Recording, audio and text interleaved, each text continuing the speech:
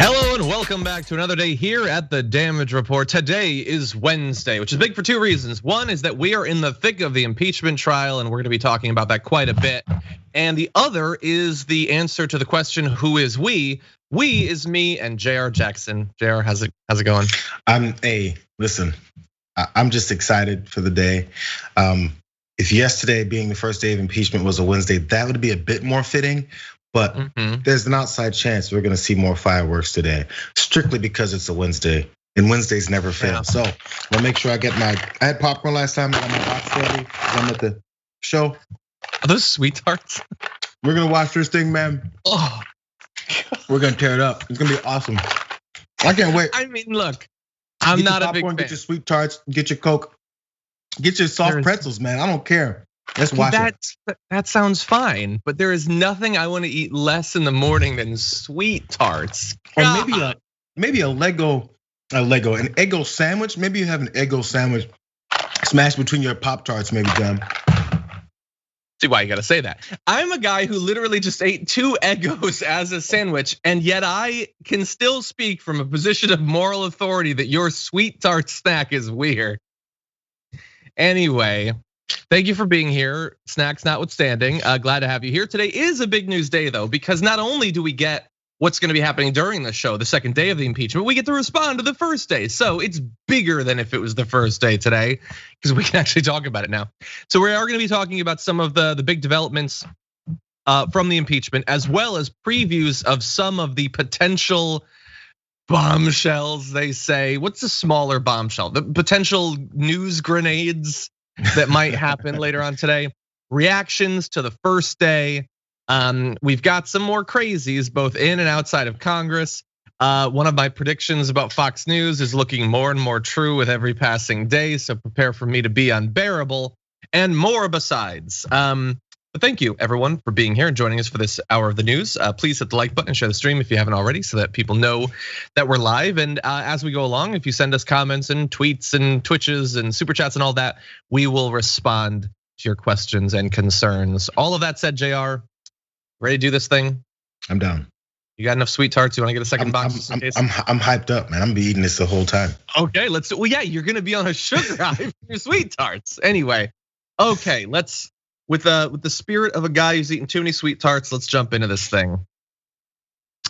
Yesterday, the first day of the impeachment trial started off with a bit of a bang, with the Democrats unveiling a video sort of summarizing the timeline of what happened on January 6th with Trump's speech and the violence, and then how Trump was begrudgingly forced to sort of tell them to go home.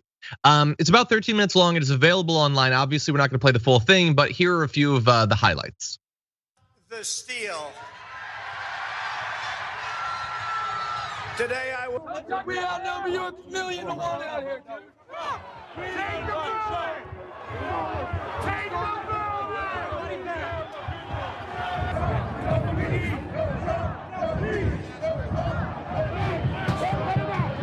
Let's go!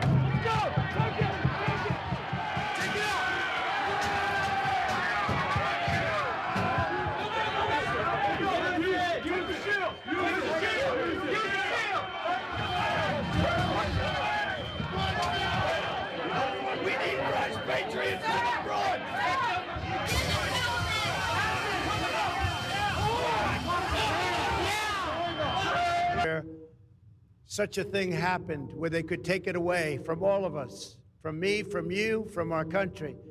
This was a fraudulent election, but we can't play into the hands of these people. We have to have peace. So go home. We love you. You're very special. You've seen what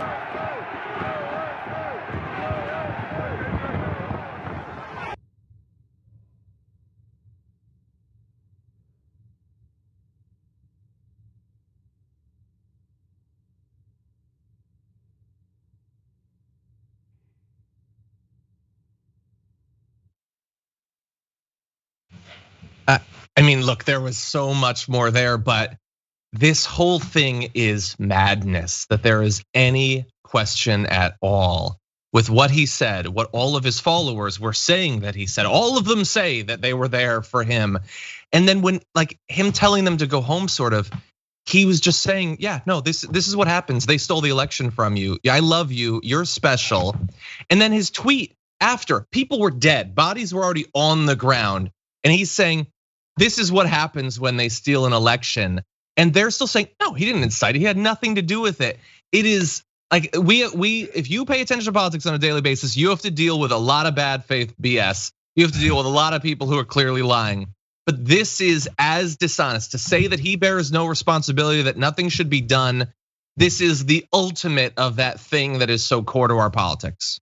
Yeah, if you can imagine, and I know this is the same argument it's made all the times, if they were actually looking at this case from someone that they didn't like, that they didn't support, that didn't uplift their party, because obviously this is a partisan thing for the Republicans to make sure that they uphold Donald Trump's, I don't know, they're not keeping him in office because he got voted out, but to make sure they uphold his name or whatever they need to do to continue to please these folks, like the ones that ran and ransacked the Capitol.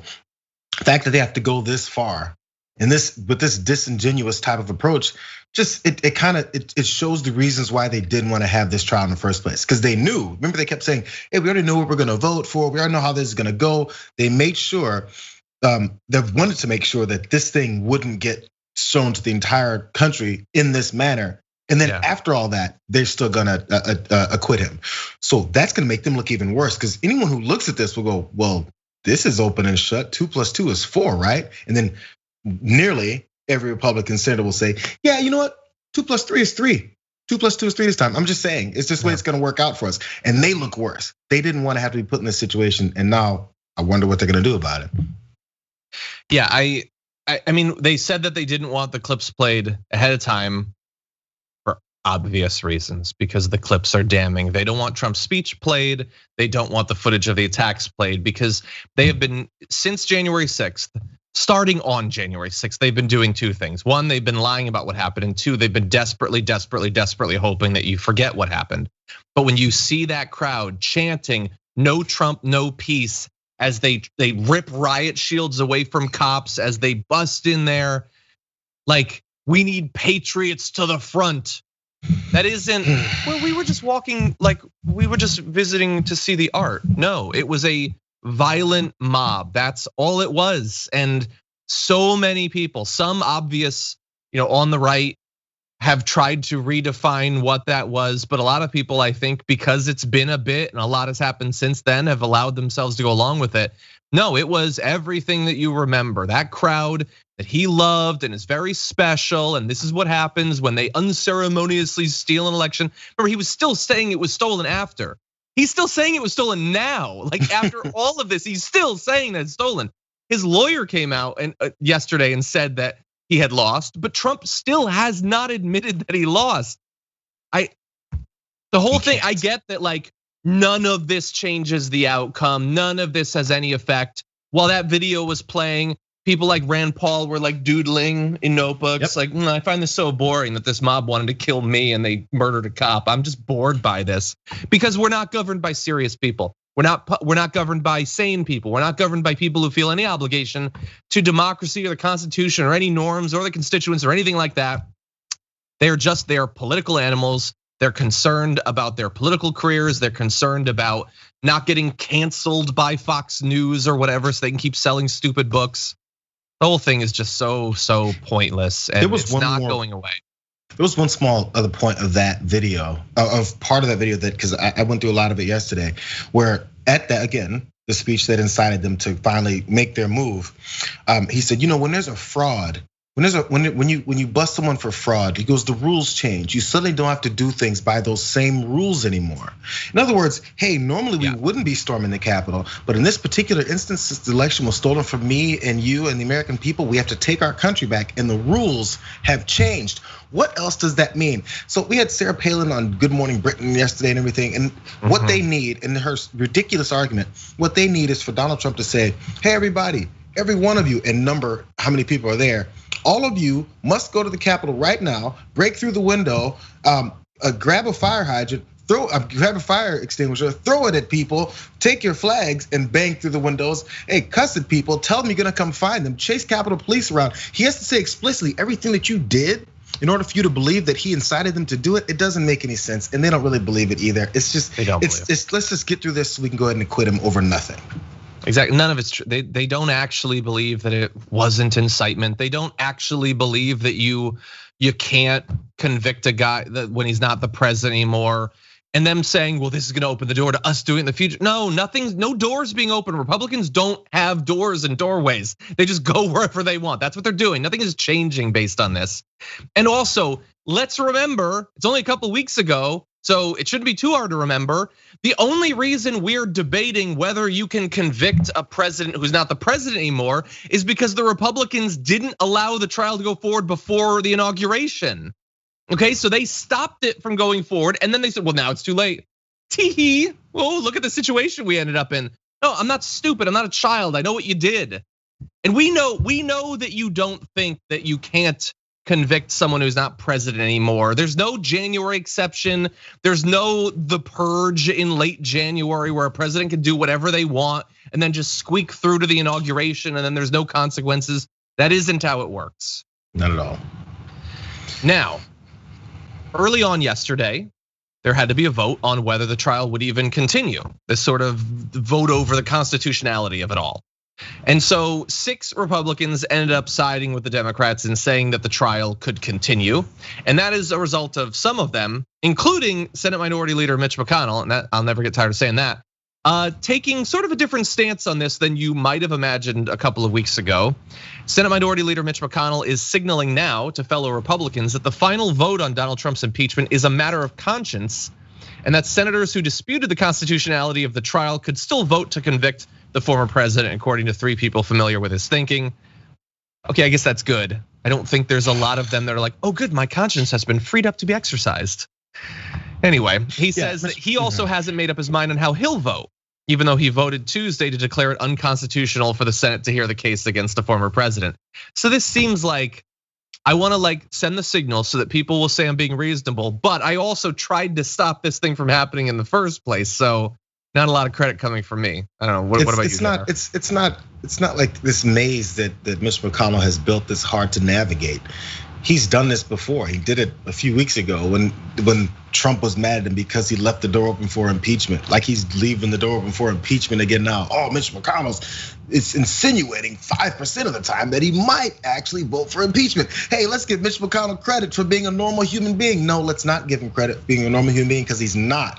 He's playing this back and forth game that Ted Cruz likes to play. Except Ted Cruz talks too much. Mitch McConnell just kind of insinuates and let other people say what he has to say. That's the only thing that's different between him and Ted Cruz. Ted Cruz likes to put his face in front of the TV all the time and say the ridiculous things he says. But in this case, Mitch McConnell continues to play that both sides game and then hopefully continue to get support from people who aren't paying attention to what he's always done. And he's the one, as you already mentioned, is the one who didn't allow this to get to the point where we can have this trial adjudicated previous to the new administration coming in or to Trump. Yeah, that was him. Yeah. But that's not gonna be part of the reports. The reports are always, hey, Mitch McConnell leaves the door open for impeachment. Is he on the fence? Did the trial lawyers convince him in a way? No, they didn't. He's not listening. He's sitting there just like Rand Paul, flipping through his phone or whatever he's looking at, not paying attention because his mind is made up. Yep, totally. Now, it's not just him. We have Republican Senator Bill Cassidy of Louisiana who joined Democrats in voting against ending the impeachment trial. Being described as a surprise reversal because Cassidy said it was a response to the former president's lawyers doing a terrible job of arguing their case. He said after the vote, they talked about many things, but they didn't talk about the issue at hand. The senator said his decision to move ahead with the trial shouldn't be taken as a sign he will later vote to convict the former president. I have not yet decided on how I will vote. So he says because they did such a terrible job, and we'll be talking about the job they did later on. We're not gonna focus too much on that right now, that is why he decided to let it proceed. That's weird. I mean, I guess you ended up in the right spot, but how bad does a lawyer have to be for you to suddenly think that which might not have been constitutional is now definitely constitutional? I don't know. I guess he voted to proceed. That's good, but this whole thing is really weird. Okay. I don't know, maybe the open-mindedness is the right thing to come into this trial looking open-minded. And this is just on the subject of whether or not it's constitutional to try a former president. So that's what Bill Cassidy was convinced of yesterday. Not going into it with his own brain, realizing that it's allowed, but he had to wait for someone to make the case. Now, if Trump's lawyers weren't completely incompetent, would Bill Cassidy been like, oh, it made 2 sentences that made sense, that spoke to me. So therefore, yeah, I'm back on it being unconstitutional. Really, what could they have said that would have convinced you that it was unconstitutional to continue on with this? I would love for these follow-up questions, but instead, like Mitch McConnell, what we get is Bill Cassidy. Bill Cassidy speaks his conscience, open-minded, conservative. Can't believe he came forward and voted that way. I can, because he's playing the media the same way that Mitch McConnell's trying to play the media, and the same way that Ted Cruz tries to play the media. Maybe it'll work out for Cassidy, I don't know. But when we see the final vote, you know what we're not gonna see?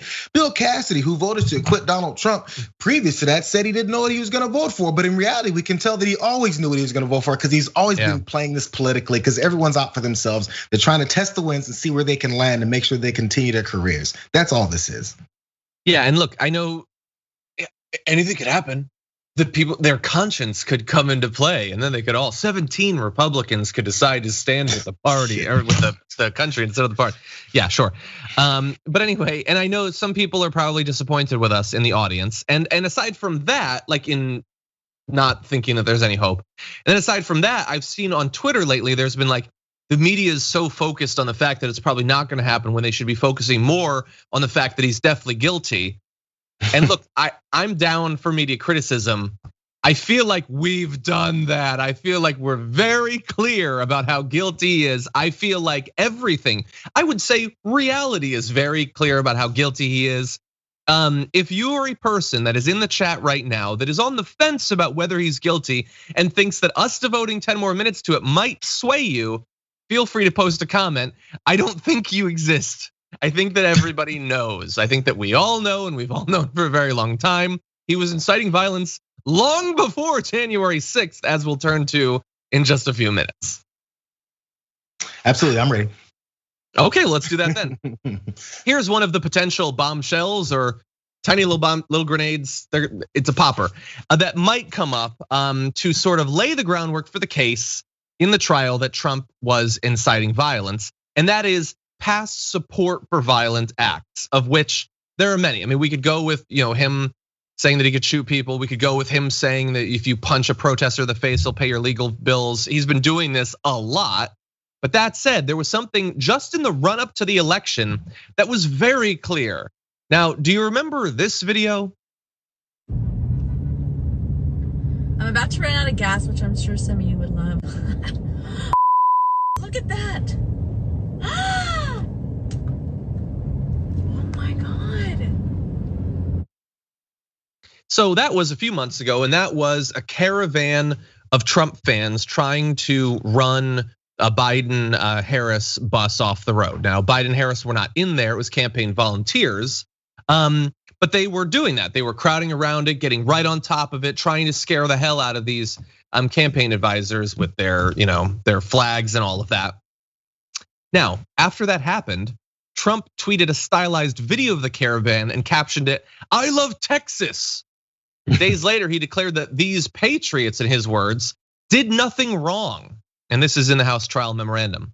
So they were violently threatening with their cars, these volunteers, in a way that it seems like, I don't like the trying to demonize freedom riders and things like that. That's what it looks like, trying to terrorize these people.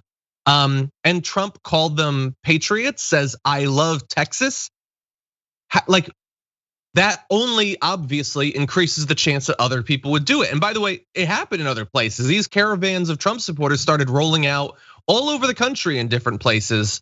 And I don't know, like I think it's a pretty clear example of him being very supportive of his fans engaging in incredibly reckless and violent activity. He's always been that way, and it checks right along with the way he's always done this, and that's why they've been inspired to do those things. That's why he couldn't denounce Proud Boys at the debate. That's why he can never talk about what they've actually been doing from Charlottesville to any of these acts. And you pointed out the rallies from the beginning. This has been the standard, the way he approaches politics from the beginning. So as they get more and more riled up, as long as they're not coming after him, this is great, but they're not gonna come after him. He's the leader of this group. It's weird, like they're mad at every politician. They wanna storm the Capitol, but there's no thought of storming the White House. There's no swampiness there because he's convinced them he is the Messiah and go after those folks. Now, with the caravan, what is it that they're trying to do? I saw some of the supporters of this also saying, ha ha ha, look, they're escorting them out of town. It's very nice. So obviously they're being sarcastic. So what is it that they were trying to do?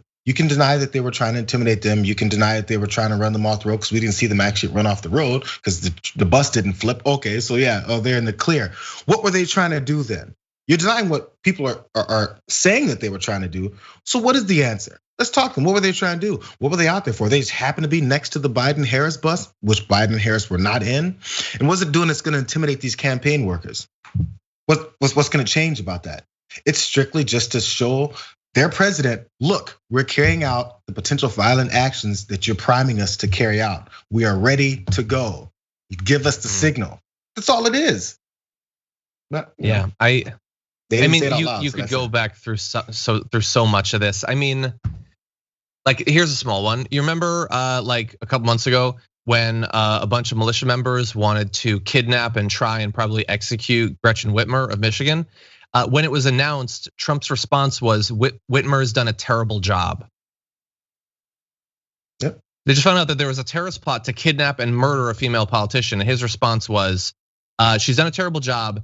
Oh, I forgot. And she should thank the federal government for stopping her kidnap and murder. His frustration was that she wasn't being appreciative enough of the fact that the plot had been stopped. So again, we get these instances where people who love and worship him want to terrorize people, to murder people, and he attacks those who've been targeted rather than those doing it. Again, all of this should be a part of that trial. Not that it matters, because we don't live in a real democracy and these Republican senators aren't human, but it should definitely be a part of the historical record, if nothing else. Well, we'll see if that ever gets there. We need to talk about a relatively new show called the Republic, or UNFTR. As a Young Turks fan, you already know that the government, the media, and corporations are constantly peddling lies that serve the interests of the rich and powerful.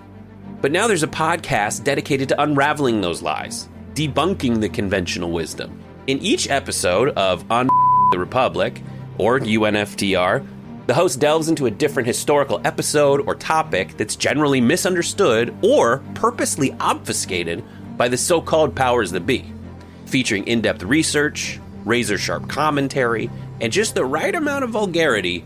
The UNFTR podcast takes a sledgehammer to what you thought you knew about some of the nation's most sacred historical cows. But don't just take my word for it. The New York Times described UNFTR as consistently compelling and educational, aiming to challenge conventional wisdom and upend the historical narratives that were taught in school. For as the great philosopher Yoda once put it, you must unlearn what you have learned. And that's true whether you're in Jedi training or you're uprooting and exposing all the propaganda and disinformation you've been fed over the course of your lifetime. So search for UNFTR in your podcast app today and get ready to get informed, angered, and entertained all at the same time.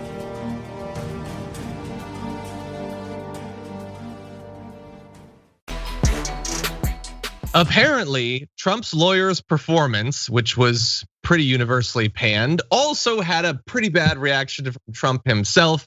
Here is Caitlin Collins talking about sources' portrayal of Trump's reaction. What happened? Not think that was a strong opening argument, and then to have the first attorney admit that he believed the House impeachment managers did a good job also was confusing to a lot of people on the president's team. But yes, Trump was not happy with that performance. He was borderline screaming over what was going on as he was talking to people about this. Okay, so he wasn't happy, and I sort of get that. I don't know though, saying like he was borderline screaming, how far off of that is he in the best of times? Like, I don't know. Like they say that, he often leaves television on the background even when he's holding meetings. I'm not surprised by that. On a scale of 1 to 10, with 10 being the angriest, Mr. Trump was an 8, one person said. But like, is that a normal person's 1 to 10? because I feel like a lot of Trump's time is spent on the 7.8 to 10 meter, and occasionally busting through 10 like the Kool-Aid man. Again, he's always mad. And in this case, dude, you sort of set the situation up for yourself. Like, you don't want to pay lawyers. You've made yourself a terrible person to try to defend. Nobody can trust you to actually go on the stand yourself. And your strategy leading up to the trial of wanting to relitigate whether the election was a fraud or not, effectively saying you can't impeach me for creating this insurgency because I say it's a fraud, because it really was a fraud, is not the strongest defense in the world. And so his whole team left leading up to it. And so this is what he's left with. People who ramble and talk about how the Senate's great and how, man, the other side did a really good job. I don't know what I'm gonna do now. Like, that's pretty much what he has left. That's the first thing I was wondering. I said, what does an 8 out of 10 look like for Donald Trump screaming? Like, we have to, I don't know, maybe because the outlets haven't been there for all the social media accounts where he can scream there in all caps. So I don't know if it's built up and an 8 is actually like a normal 10 for people. Who knows? But what does that look like to me? Who knows? But the other part of this is, as you mentioned, he's like rid of every attorney that has any kind of a thought process to work for him. And I don't know if you get into, but Jim Acosta also said he can't find anyone to work for him. And if he gets any other kind of trial in any other court, he's gonna be screwed because no one will represent him. No one that has a brain will represent him. And in fact, I read real quick in a quick blurb on Washington Post, one of his attorneys that's on his legal team last year was part of a lawsuit against him over the mail-in voting fraud talk, saying like he's saying all this about mail-in voting and how it's fraudulent with no evidence whatsoever. Now you're on his legal team. It continues to show the only folks that are left are the ones that are like, okay, I'll take it. Yeah. I mean, I hope you pay me. That's all that's left, and this is what he's working with. So you can be upset at your attorneys all you want, but they're working with a case that there's nothing they can do anything with. People who are smart enough are like, I'm not touching this. This is garbage. That's why you're left with this. It's your fault, Donald. Yeah, I think they feel pretty confident that they're probably not gonna get paid in the end anyway. In theory, some of them might take these cases because it'll be high profile and maybe that'll help them, but not as likely as in other cases because Trump is gonna undercut you. He's definitely gonna end up, like, whether he gets acquitted or not, which he probably will, he's probably gonna end up publicly attacking his lawyers. So why would you go through all of that? In the end, at some point, he'll end up in other trials having to like pay in advance a couple $1 million. Maybe he'll get someone to defend him. But for now, it's like he's lucky he didn't end up with, I don't know, Charlie Kelly's uncle from Always Sunny defending him, or Joe Pesci maybe. I don't know. That's what he's got now. That'd be better. It wasn't just, well, he was also mad that, or he was heartened that his other lawyer, Mr. Schoen, who we're gonna show in a little bit, gave a more spirited performance. But he ended the day frustrated and irate. Again, I think that's standard operating procedure for him. I think he ends up frustrated and irate a lot. But other Trump allies said privately that some members of the legal team seemed surprised by the raw clips from the riot that the Democrats showed, even though the House managers had signaled for days that that was their plan. We talked about it. That was 100% gonna be their plan, that they were gonna show it. Did they not take a look at the video coming out of that and know that it was gonna be bad? How do you get surprised by that? Well, I guess they work for the Capitol Police as well, because they were surprised by the fact that the insurrection even happened, because everyone was talking about how they're planning to do this on January 6th. They're all talking about it. They're planning it. And we know there's pre-planning. In fact, it's part of their defense that somehow it was pre-planned. So therefore, Donald Trump wasn't part of inciting the pre-plan to go and attack the Capitol. No, that's whatever. None of it makes any sense. So they must be the same type of folks that didn't know what was gonna happen in the Capitol. Who would have known? Oh my God, wait. You mean the prosecution brought video of the insurrection when we're talking about impeaching the president for inciting the insurrection? This is crazy. I thought they were gonna come with some bubble gum and sweet tarts. Well, they were also confused over a last minute decision. This is Trump's team was confused by a last minute decision to swap the order of his defense. Castor, who spoke first, one of the lawyers, had originally been scheduled to speak after David Schoen. People close to Trump thought their new strategy wasn't strong and did not appreciate when Castor praised the opposing side during his arguments. I mean, overall, they don't seem to have much of a defense because I don't know what you're supposed to say. And they don't seem particularly talented and quick on their feet, and they weren't prepared. I mean, like, you have to come to court really unprepared for the guy who can't get his cat filter to turn off to look like kind of a competent lawyer by comparison. You look worse than the kitty. You got issues. Well, you know what? And honestly, the worst thing that this is an indictment on are the large number of Republican senators that have already said, after Rand Paul had his ridiculous vote, hey, we're gonna acquit him no matter what. So if I'm an attorney and I'm wondering if I'm gonna get paid and I don't feel like working, I'm like, well, maybe my face will be on TV in history. Why would I prepare? What do I prepare for? To convince people that already told me they're convinced? It doesn't matter what I do or say that they're gonna acquit my client. This is an easy job. I'm gonna walk in and go, so today is Tuesday. Glad you guys are here. I will see you later. That's all you gotta say, because who cares? They don't care. That's true. They already told you they don't care. I know, that is the frustrating thing. Like he could have like, as he's talking and he's rambling on, he just gets hot, and so he starts stripping down to his underwear, and it wouldn't matter. It would not matter if he did. Like I could continue to speculate. You know where this is going. None of it would matter, which is very frustrating. Partly because you're gonna have politicians like this. Now, this is an individual who is not going to be actually like involved in this process, but one of the few Republicans who seem to enjoy the chaos of the first day of the Trump trial is Jim Jordan, who had this to say. I thought the president's team laid out what this is really about. This is about the Democrats trying to cancel the guy that 74 million Americans voted for. They've been obsessed with this. The obsession continues, so much so that they're willing to ignore the Constitution, willing to ignore due process, and frankly, willing to ignore the facts. I thought it was interesting when it comes to the facts that the video the Democrats played, nowhere in that video did they have the statement where the president said, peacefully and patriotically make your voices heard. And of course, the president's counsel strongly, I think very strongly made the case for how this is not constitutional. The simple fact remains, how do you remove someone? Just keep the mask above your nose, you idiot. Jesus. Anyway, okay, so yes, he was very impressed. And like, for a person whose natural inclination is to, when you see a boot, extend your tongue and begin wagging it back and forth. The greatest opportunity for you is when everyone else is being critical of something you did, because now you get to be the one who's still looking the boot. People have temporarily retracted, most of them, their tongue from the boot sole, and you get to keep yours on there and get a little bit more praise. No, it wasn't a good performance. Just like a lazy reference to canceling the president. God, Jim Jordan isn't great at this. And again, nothing matters. So I'm sure he'll end up being a senator or whatever, but it's just such a lazy, brainless performance there. Yeah, he had that whole explanation set up before yesterday even began. He could have made that statement to the media before everything started. Totally. I noticed that they didn't put in there peacefully, because at one point he said the word peaceful in his life, so therefore that means that that's the way they should approach this whole thing. Not all the millions of other times that he said, hey, let's go storm the Capitol right now. In fact, you've got his supporters that said, I was listening to my president who told me to storm the Capitol. And in fact, I went there without the intention of storming the Capitol. The lady, I think she's a real estate agent from Texas, Jenna Ryan. She told us, I had no plans of storming the Capitol, but I got a little nervous and everyone was going that way and it felt like a football game. Let's go do it.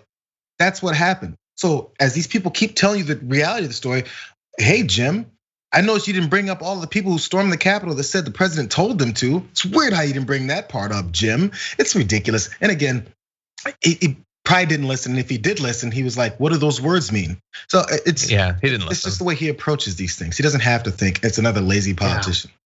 Yeah, what they should do is they need to track down all of the people who are all fired up, gotta stop the steal, can't believe they did this to me. And then they go on January 6th and listen to the president, and they're like, we're gonna take this thing and we're gonna find Pence and we're gonna string him up. And then Trump says, do it peacefully, and they're like, oh God, what was I about to do? I'm just gonna go home and think about democracy now. Because those people don't exist. None of that happened. Nobody was like, wait, mixed signals. He said peaceful, so now I'm not gonna string anyone up. No, they understood the wink, wink and the nudge, nudge on that. That's ridiculous. Anyway, Oh, by the way, I want to give kind of a little bit of credit to Jim Jordan, though, but really in the form of a warning. Because Jim Jordan, again, you've got your tongue on there and you are licking that boot. You're getting in there in the tread and everything, but you are treading on dangerous ground. Because did you hear one of the things he said in that little clip? It was subtle. A lot of people might have missed it. He said the 74 million voters. Okay, now is that mathematically correct? Yes, it was 74.2 million, which definitely rounds down to 74. But they have all agreed since then that it's 75. Every Republican says 75. They rounded up by 700,000, and he's not doing that. That's dangerous territory there. You don't want to fall in bootlicking line behind people like Greg Gutfeld. Yeah, you have to make sure you hold your spot. Yeah, exactly. Gotta have the hierarchy ready. Yeah. Now, lots of people in the right-wing media were not happy with that first day of the Trump trial, although their feelings are probably buttressed by the fact that they know that none of it matters. Here is Sean Hannity and Laura Ingraham expressing their frustrations last night. Lawyer on the first lawyer who presented the case. A little meandering, a little free associative. Let's just say, go ahead. It was terrible. I'm sorry. Extemporaneous. You're way too charitable. If you hired that guy in the case that you were paying the bills on, it would have been like, I'm sure you're a nice person, but enough praise toward the Democrats. I was a little nervous in the beginning. Oh my God. Oh boy. How much time could he spend praising the Democrats? The whole thing was like a walk down memory lane about how much he loves the Senate, and I mean, this was like story time at the trial. It was ridiculous. So sorry, I'm going to get into this, but I'm pretty worked up about it, given what's at stake for the Constitution of the country. Anyway, Constitution and the country. I care about it so much. Yeah, the Constitution's at risk over this. Yeah, it's about to crumble. So look, I guess this is better than them pretending that it was great. I mean, usually they just say what they want to be true because that's what their audience wants to hear. For some reason, right-wing media seems to have agreed. And again, I think it's because they know that it doesn't matter. They've agreed that they can criticize this. But I do think like it's an opportunity though to potentially learn something. Why is it that this is the best defense that Donald Trump is able to put together? Either from the point of view of why is it that this is the only lawyer he can get to defend him? What led to that situation? And why is this the rhetorical best defense that he has? Why does it rest on such shaky ground? Like both of those, whether the sort of institutional or employment angle or the rhetorical angle, they could actually delve into that and try to figure out why Trump has ended up in this very low state. But they're not doing that. They're keeping it 100% shallow and 100% focused on the lawyer.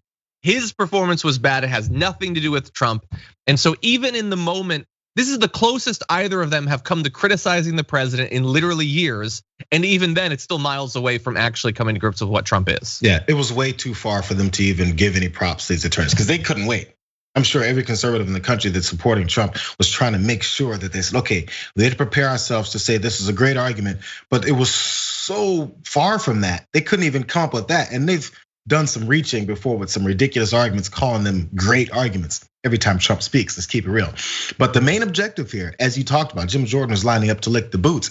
But the main objective here is to make sure you do not blame the guy who is to blame in any way. Don't blame him for the insurrection. Definitely don't blame him for this lack of a defense because there is none. You can't do that because Trump might get mad at you and he'll go to a 9 out of 10 if he screams at you now because you know he's watching you, Sean. You know he's watching you, Laura, because that's all he does. So we got to make sure we uphold our loyalty to the president, make sure he doesn't get upset at us. Yeah, and look, honestly, in this situation, it really works out for them, especially if they know that Trump is watching. They're mocking the same guy that Trump is mocking behind the scenes and is enraged at. Trump hates that lawyer. They're mocking that lawyer. So it's like it's almost like it's criticism, but it's criticism that Trump himself is gonna love. So. But anyway, the other lawyer, David Schoen, actually was on Sean Hannity's program. And there was a very interesting bit of his talk. Take a look at this. They're using rhetoric that's just as inflammatory or more so. The problem is they don't really have followers, they're dedicated followers. And so, when they give their speeches, but this speech, I think right now you really are finding out about the pre-planning And I'm afraid they're going to back off that investigation because maybe, so many people want to tie it to Donald Trump. There's nothing they showed today that in any way ties us to Donald Trump. It's just a silly argument. It's not tied to Donald Trump or his speech whatsoever. So what they're doing now a bit is going back, well, you see, it's not just that speech. He's been, inciting people, inflaming people. No, he's been rousing the American public to drain the swamp, whatever they call it on his side, to make a difference in this country. That's what political speech is. That's the good lawyer, by the way. That's the one they like, Jayar. What do you think? Oh my God. Okay, so he's also not a cat. As you brought up, they were, as he was bringing up at the beginning of that. Oh, these Democrats, they incite their people to violence all the time. I'm waiting for that violence that they incited when they say, hey, let's go march and do this. That didn't happen. But so they don't incite their supporters to that because their supporters aren't loyal and dedicated enough. Mm-hmm. What does that mean? What point is that making exactly?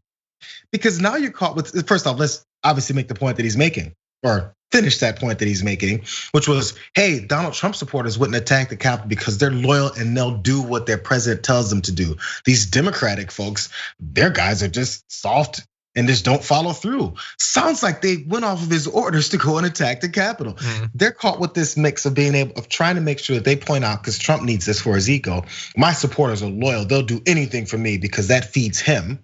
But at the same time, they didn't do what I said because now illegality is gonna get me involved. Which one is it? Because number one rule for Donald Trump: promote Donald Trump, feed his ego, call him a messiah. That's all that matters. Everyone loves me, popularity. Then once the popularity turns into a criminal investigation, we're like, oh, well, those guys didn't really support me. They just supported me. I know that was, it was a weird one. It was like, because what they were trying to say was lots of politicians say things that could be characterized as inciting violence. The only thing about the Dems is they don't have dedicated followers. But like the outcome that is different that you're defining is that Trump's fans do it. At the very least, that is a serious indictment of Trump's fans, if not of Trump. But that's at the very least what it is. And then he says, no, it's not. You can't just say it's not tied to him over and over. That's not a great defense. But moving past that, he says, all he's doing is rousing them to drain the swamp. But again, this isn't just a case, which would be serious enough, which is Trump is saying things and we're worried that someday it's gonna go too far. No, the militia guys already tried to kidnap Gretchen Whitmer. They did try to run that bus off the road, and they did storm the Capitol and kill people. So you're saying he's rousing them. That is the rousing. That's part of what it is. So I feel like, again, he doesn't really have to make a good argument because the jury is 100% biased, or at least I guess 50% biased in this case. But the case he's making is Trump apparently should know that his followers are prone to violence, and when he rouses them regularly, they go and they attack people. But somehow, again, that's not on him. Doesn't matter. Doesn't have to make sense. In fact, it's better if it doesn't.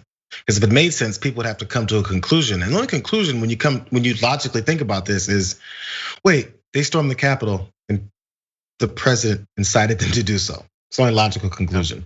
That's all you got left. So you have to make no sense in order to deny that.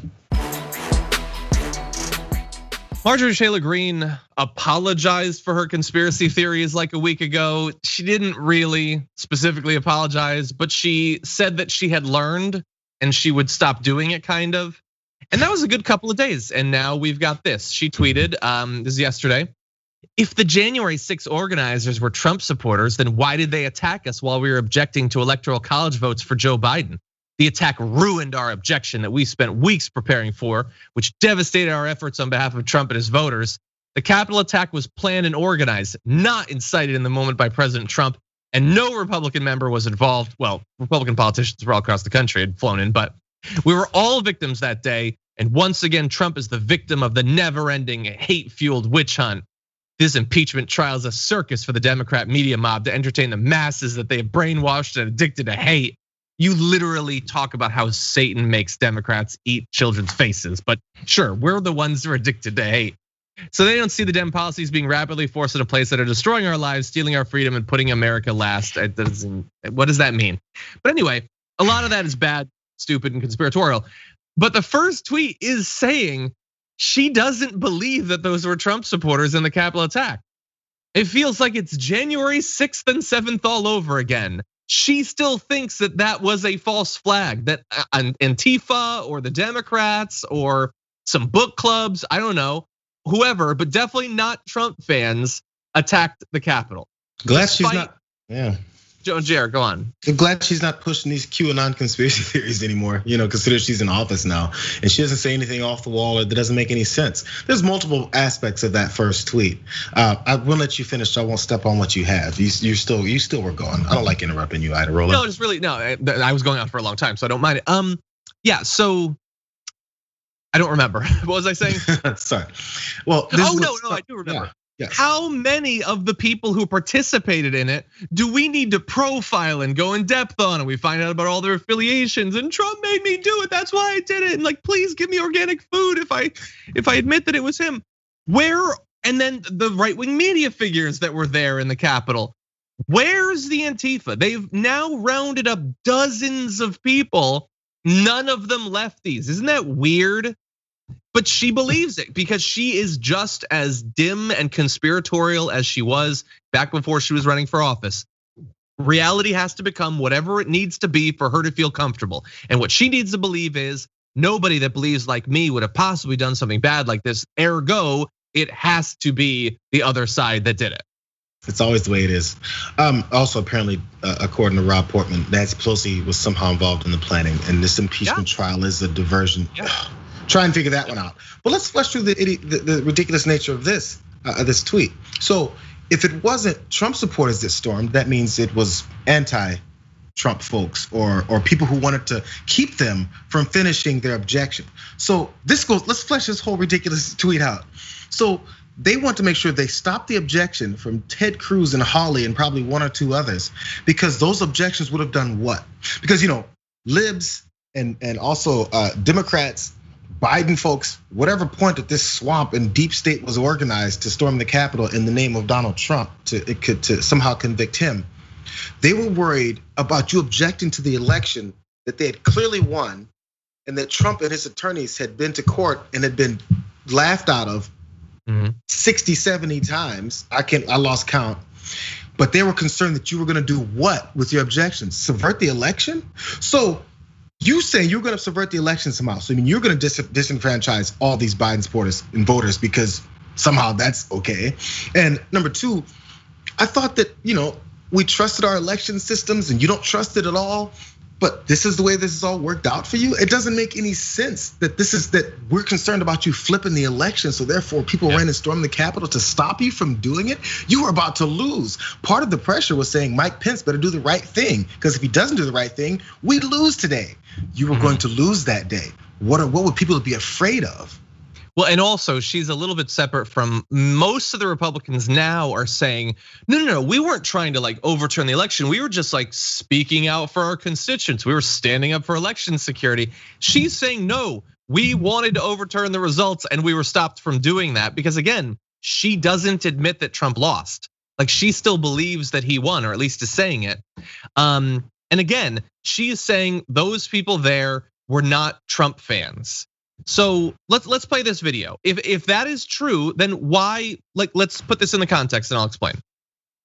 Tomorrow, we're prepared to object to the stolen electoral college votes. President Trump was reelected for 4 more years. Tomorrow is a very important day in America's history.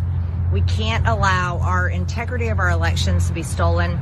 We must object to this vote. So let's get ready to fight for America tomorrow. Okay, yep, fighting for America. Well, some people did come and they did fight for America. And remember again, none of those people, according to Majorie Greene, were Trump fans.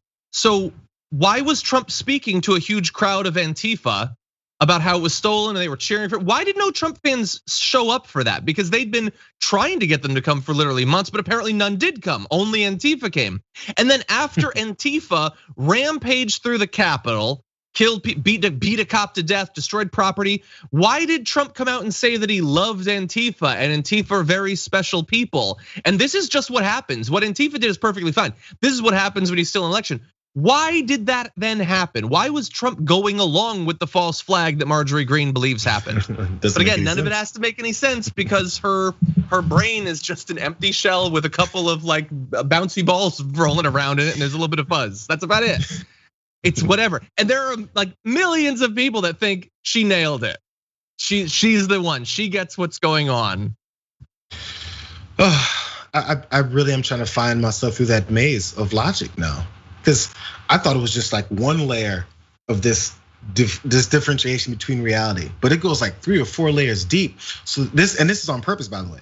So no matter where you're coming from, you can glom on to any aspect of these arguments and come up with a conclusion that makes sense enough to you for you to believe that it wasn't what it obviously was. Give them 4 different ridiculous scenarios, let them choose one. It'll be okay. So here's the thing, this is sort of related.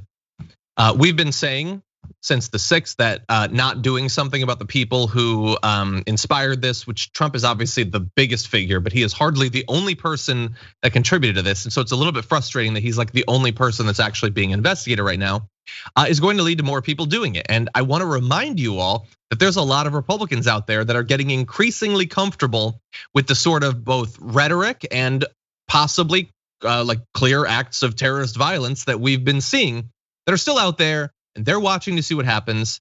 Let's talk about Michigan Senate Majority Leader Mike Shirkey, who was caught on tape making cracks about physical violence against Governor Gretchen Whitmer, who last year was the target of a kidnapping plot by right-wing militia extremists. So he was making cracks about her. We're gonna define those, but understand that he's not that far off of Trump, who thought that when she had almost been kidnapped, there was really an issue of her not being appreciative enough, and she shouldn't have sucked at her job if she didn't want to be kidnapped and murdered by a militia. He was also, by the way, to tie this to Majorie Greene, who we've been talking about, he was recorded spreading lies about the January 6th attack on the US Capitol that was carried out by pro-Trump insurrectionists, calling it a hoax and staged. He said that wasn't Trump's people. That's been a hoax from day one. That was all prearranged. Well, yes, it was prearranged by Trump. They were desperately trying and spending millions of dollars to get people there. And then as soon as it succeeds, Antifa did it. But anyway, it was arranged by someone who was funding it. It was all staged. Again, Trump, the reports have now shown like $3.5 million that were routed from Trump to organizers for the January 6th. So he's on to something, just not necessarily what he thinks. This guy, again, is the majority leader of the Senate in Michigan, Republican. He, just to define what he said about the governor, he, let's see, he bragged about metaphorically spanking the governor, saying we've spanked her so hard on the budget. This is a video that's on YouTube. Spanked her hard on appointments. At another point, he said, I did contemplate once or twice, I did contemplate inviting her to a fist fight on the Capitol lawn. And he said all of this a week after the plot against her was revealed. So after we found out that these psychos wanted to kidnap her and at the very least murder her, he thought, well, we should be joking about spanking her, and I would have really loved to have punched her on the face on the Capitol lawn. Because all that makes sense. All that is great for democracy. All that's great for unity. All that is will dispel the fact that you motivate people to go and commit violent acts against their political opponents, because all that proves it. No, in fact, it pushes it further. Just you can say, I didn't say anything. By the way, this all goes to the same talking point. It's just in different ways, from Majorie Greene to everyone else. Trump's people are everywhere, I thought. Remember, there's Trumps in boats. There's Trumpers in golf carts. There's Trumpers in trucks, caravans of Trumpers. They're everywhere. That's why we know that he won the election. I'm not lying. That's one of the arguments. He won the election because of Trumpers in trucks. But at the same time, where the hell were all the Trumpers on January 6th? Why didn't they go? They're everywhere from January 20th of 2017 all the way up until January 5th. Of 2021. Suddenly they're nowhere to be found. On January 6th, suddenly Antifa and Libs and Bernie Sanders supporters are the ones holding Trump flags. So where the hell were they? They're at home? Did they stop? And all the rest of the time, heard the rabid supporters. In fact, your impeachment attorney told us they're rabid supporters and they motivate and they move. But on the day that he has a crowd full of people yelling and cheering at everything he says, they weren't there. Where were they? Where were they? Yeah. There was some stuff that was going to be rotating off of Netflix and they wanted to watch it before it was gone. Yeah, and a follow-up question that's being in the chat right now. Why did Charlie Kirk send dozens of buses full of Antifa to the Capitol? Like, why did he do this? Deep state. But again, this is what they believe. And let's see, last week, Shirky expressed empathy for the Capitol rioters, saying it was people feeling oppressed and depressed, responding to what they thought was government just stealing their lives from them. And I'm not endorsing or supporting their actions, but I understand where they're coming from. You're 100% supporting their actions. But again, you don't think they did it. So was it just Antifa that was oppressed and depressed? And I'm not supporting Antifa, but like I get why they did. None of this makes any sense. But after all of this, yesterday he issued a statement to the Detroit Free Press saying, I have many flaws. Being passionate coupled with an occasional lapse in restraint of tongue, or at least 2 of them. I regret the words I chose and I apologize for my insensitive comments. That's sort of an apology, but when you say, God, you know, I'm too passionate, I'm too outspoken, and sometimes that gets me in trouble. That's like a humble brag apology. That's an honest one. It's always the case. Every time Trump says something, then a Republican actually has to answer for it, gets questioned about it. They go, well, he's a little bit exuberant.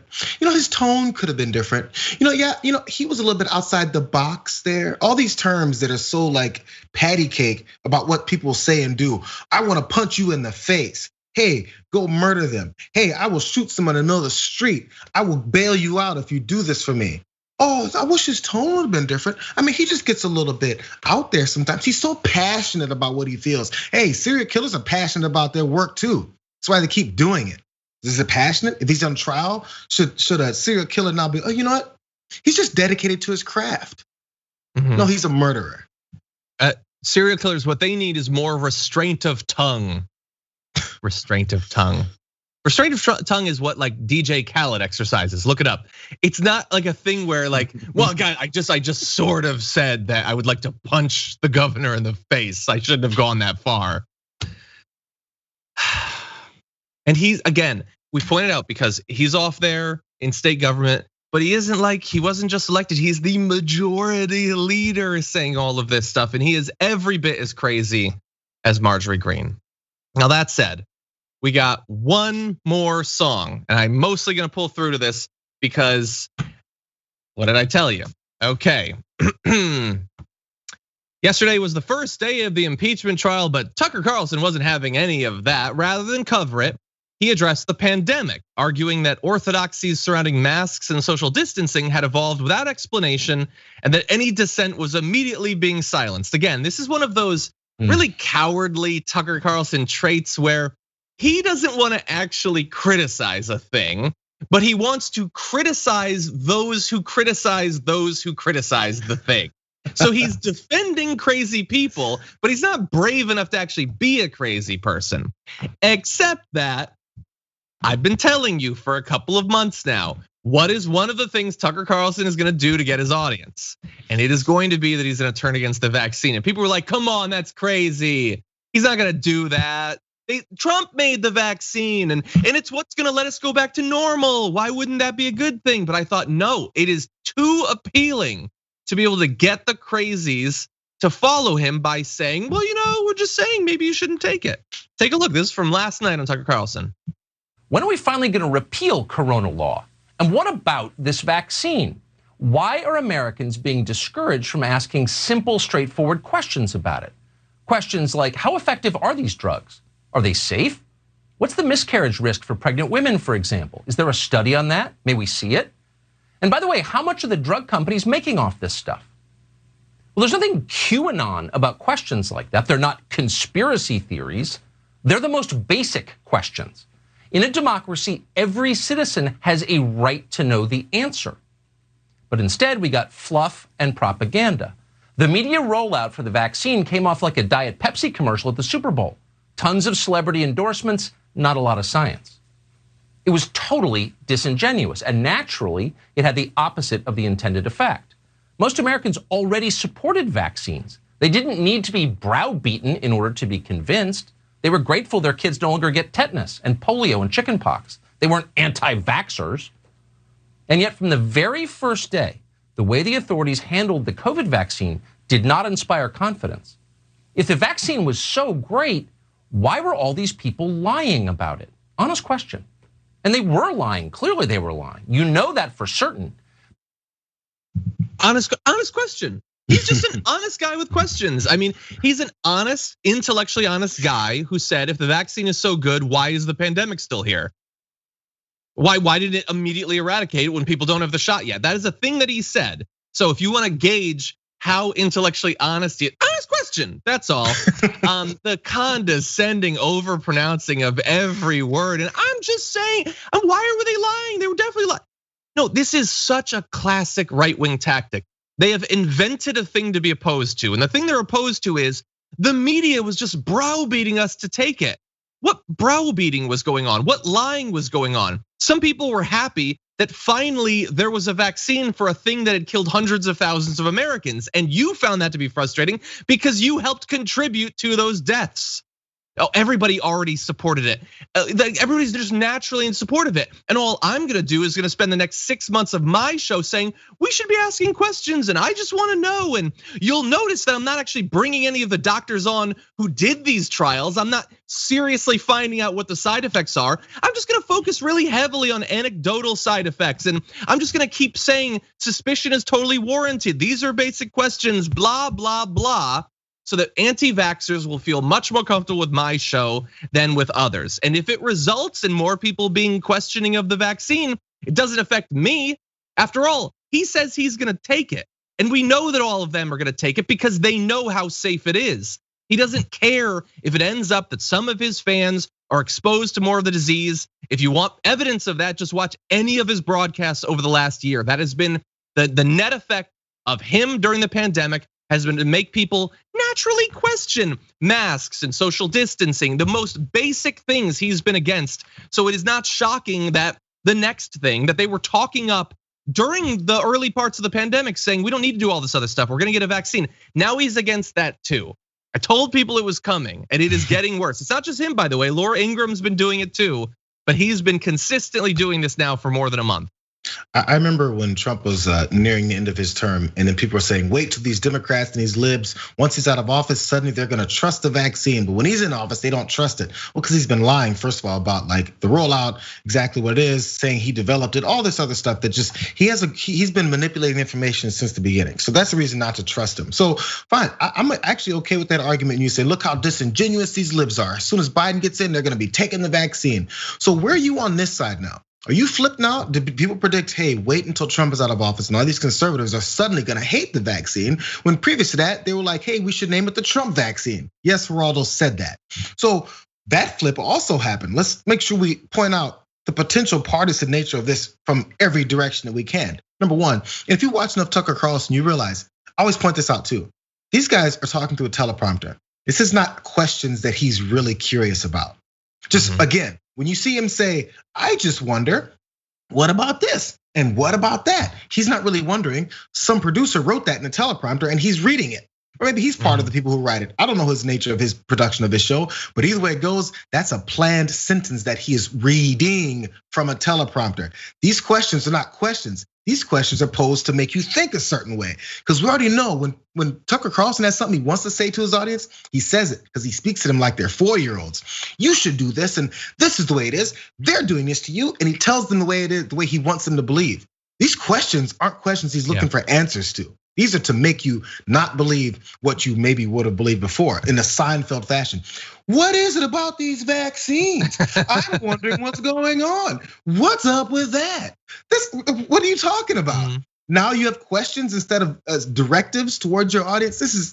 And also, by the way, he mentioned, you don't have to be a QAnon person to question these things.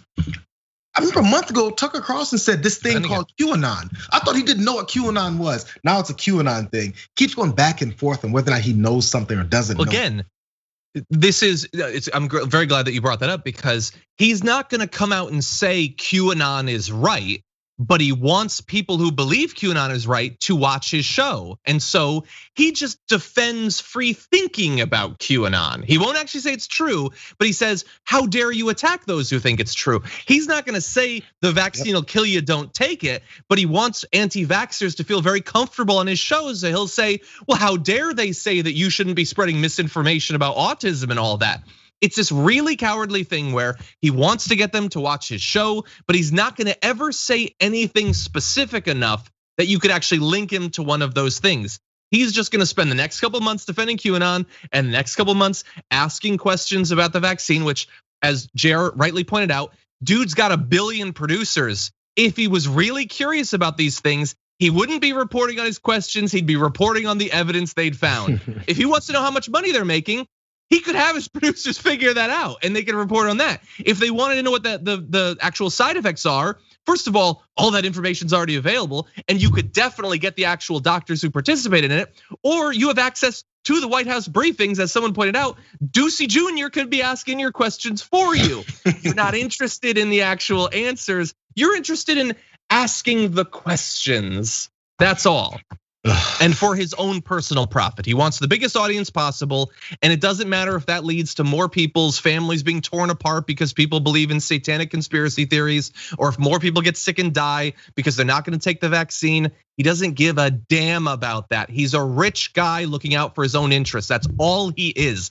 All of it is tools to that end. Everything from white supremacy to the anti-vaccine to QAnon to the constant misogyny, all of that stuff is just tools for him to maintain in a position of power and wealth. That's it. I want to point out one more small thing about this production work. So they just had a bunch of shakeups at Fox News, and networks go through that where they'll shake up a show and send a host there, and someone gets a new show. That happens all the time. Anchors, producers, all that, they pay attention to those things because that's their job. Like, what's gonna happen with this show? If TDR is like gets shifted around and suddenly it's the Francesca show, John's gonna be like, well, damn, what happened? What did I do? Because if you see that happening around you, you might go, let me make sure I formulate my show to be something that's solvent, something that hangs on, something that moves with this ever-changing political spectrum and nature. Not be honest with my audience. Let me just hold on to them. Because if I don't hold on to them, I'm gonna lose my show, or it's gonna be changed in some kind of way. So that's on the forefront of these guys' minds. It's their career, it's their money. He doesn't care about what's actually gonna go on with people's lives. He's doing this as a nice way, as you mentioned this whole time, keeping an audience or cultivating a new one. Because as long as you say, I'm the number one, which they always like to talk about, you still have a job and you're still making your millions. I say that when you laid out this hypothetical where Francesca takes over, the fact that Francesca's face is all over the chat, that does not give me a lot of confidence. So thanks a lot for that, everybody. But anyway, thank you, Jayar, for everything. Great, now pack your desk, John. Great, wonderful, thank you. Anyway, Jayar, as what? How did we even have that image? Is that her biding her time? What's her dragon name? I don't know. Usurper dragon, I think. Anyway. Thank you, Jayar, for being on the show. Everything up until that last minute, I appreciate. Just trying. I'm coming down from the high right now. Just gotta keep. You can never come down from the high if you never stop eating them. Anyway, thank you. I don't suppose Sprocket's within arm's reach.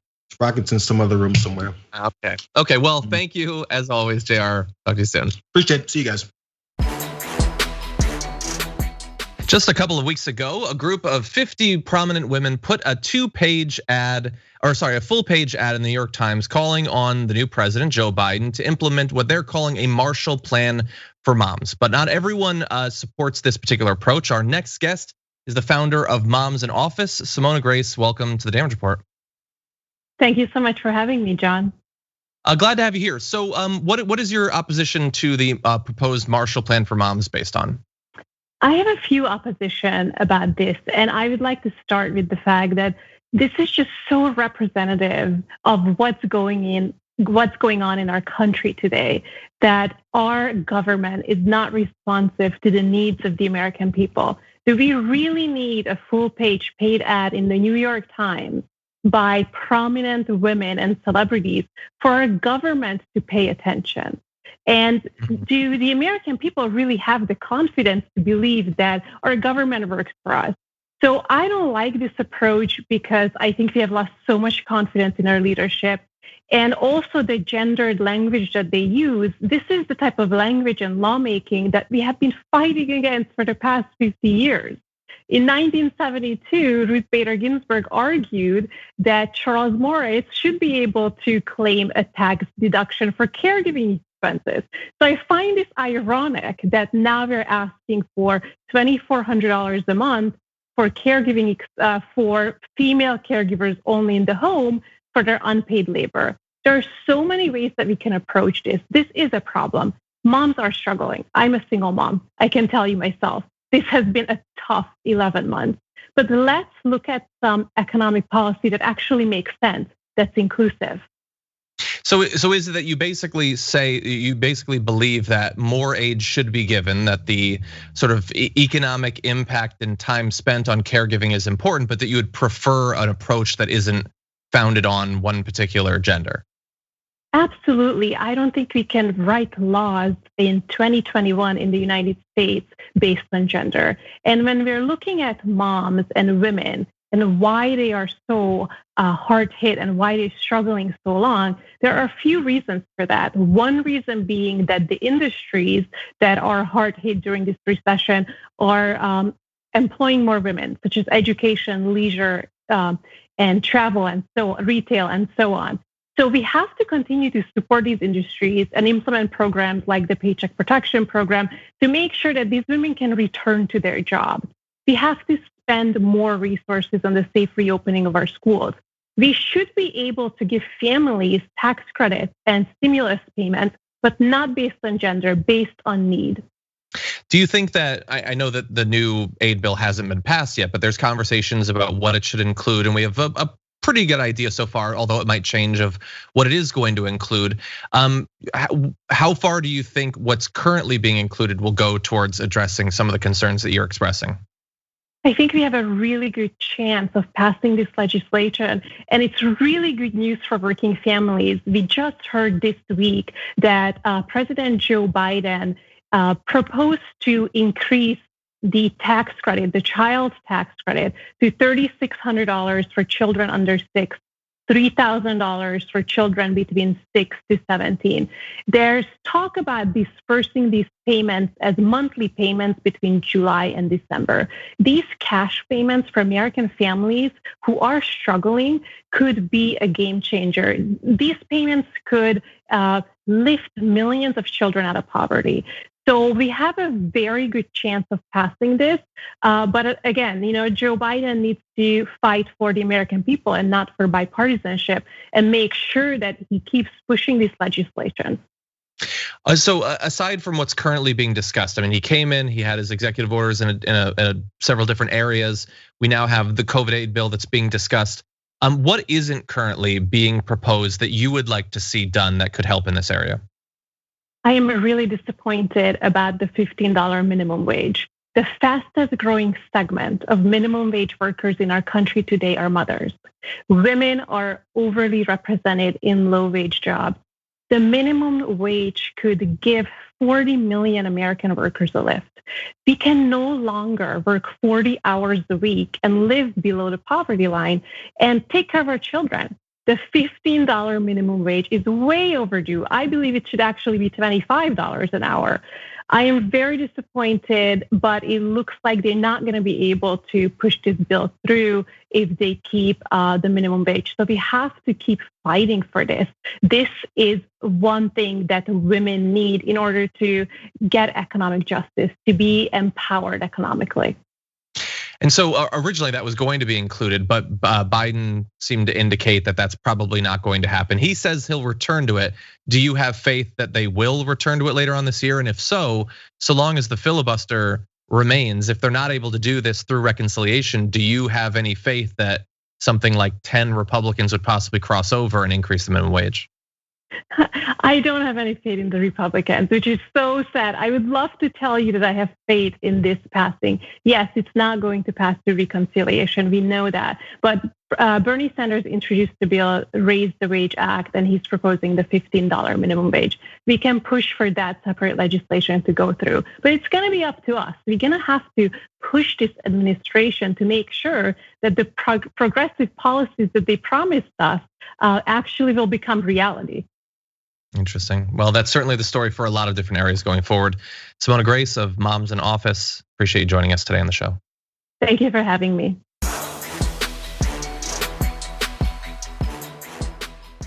Thanks for listening to the full episode of The Damage Report. Support our work, listen ad-free, access members-only bonus content, and more by subscribing to Apple Podcasts at apple.co/TYT. I'm your host, John Adarola. I'll see you soon.